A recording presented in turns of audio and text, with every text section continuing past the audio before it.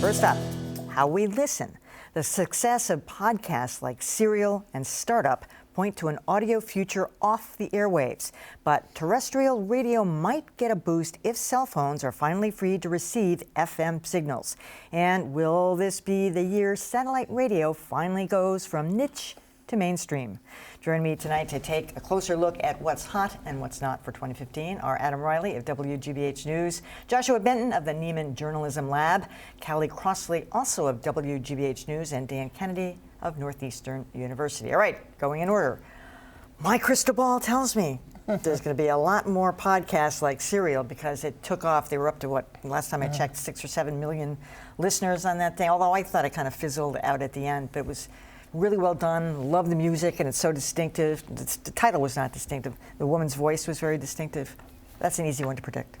It is, and not only that, I mean, podcasting's been with us for such a long time, and it seemed like it was dead.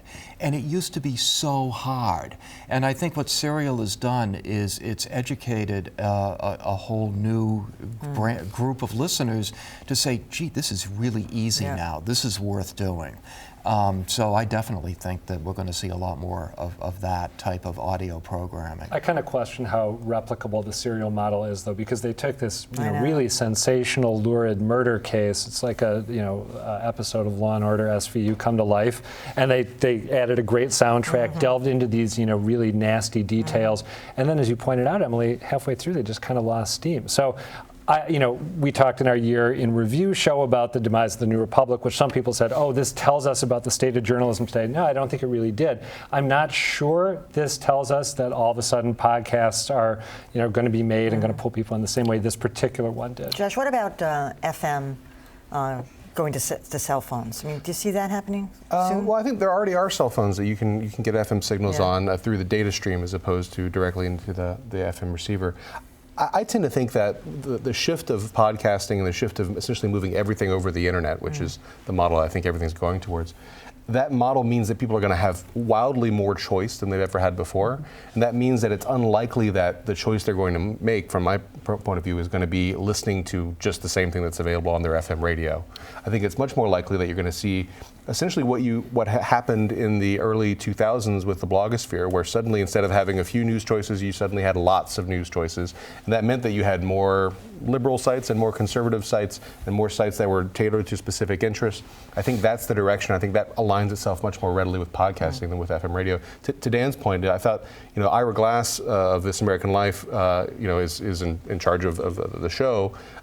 His contribution to Serial was actually relatively small in a direct way, but he did host an introductory video for the first episode with his 87-year-old neighbor, telling her how to download a podcast. Yeah, that's good. And it was interesting that technological leap, I think, even if the specific success of Serial can't be repeated, I think that leap is a lot of people have made it, and they're going to see the returns.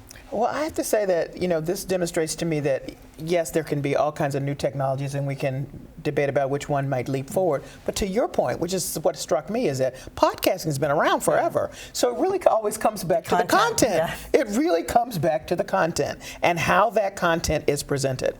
And so it'll be interesting if Serial #2 has the same kind of draw. Podcasting was hard, though. I mean, the steps you had to take, it almost wasn't worth plugging in your iPod. Not that anyone has an iPod. It's just fascinating to me that all of a sudden, it's back. All right, so I mentioned satellite radio, too, in the little thing there. I have it in my car, and I use it when I'm going long distance, but I still find it very cumbersome, and I find it all like Muzak. Even the channels that say, pop from the 80s. It's not. It's all obscure music. It's nothing recognizable. I mean, I've really, really spent hours and hours driving back and forth trying to find stuff. I mean, my daughter likes to listen to the Howard Stern station. I'm not going to do that. I find it's very, very unsatisfying. I thought you were a huge Howard Stern fan. Oh, I like Howard, but I'm not going to listen to. Okay, there you go. I'm not going to listen to him. Satellite radio will never catch on because it was the wrong technology at the wrong time. Internet radio is already starting to take off. I listen to the internet in my car through my phone, but it's starting to be built into cars. And as soon as that really gets some traction, that's it for satellite radio. Nobody's going to listen to it. Don't need it. And it really raises a lot of questions for public radio, which is trying to figure out, they're so invested in the local stations, such as WGBH. The terrestrial broadcasting infrastructure really assumes that there isn't another way to get that signal in. And NPR, which had a CEO change in the past year, is really trying to grapple with what's the new way to deliver the content, because people still want the content, but the mechanisms may not be the same. I'm not sure, though, that I buy the idea that satellite radio has never taken off. I mean, it depends on what you mean by taken off. I was looking at numbers, listenership numbers. Well, in the past 5 years, Dan Kennedy, wise guy, the numbers I saw show that in the span of 7 days, 5 years ago, 21 million people had listened to satellite radio. In the last 7 days, it's now up to 29 million. I know people who listen to it as a matter of course, so there are listeners.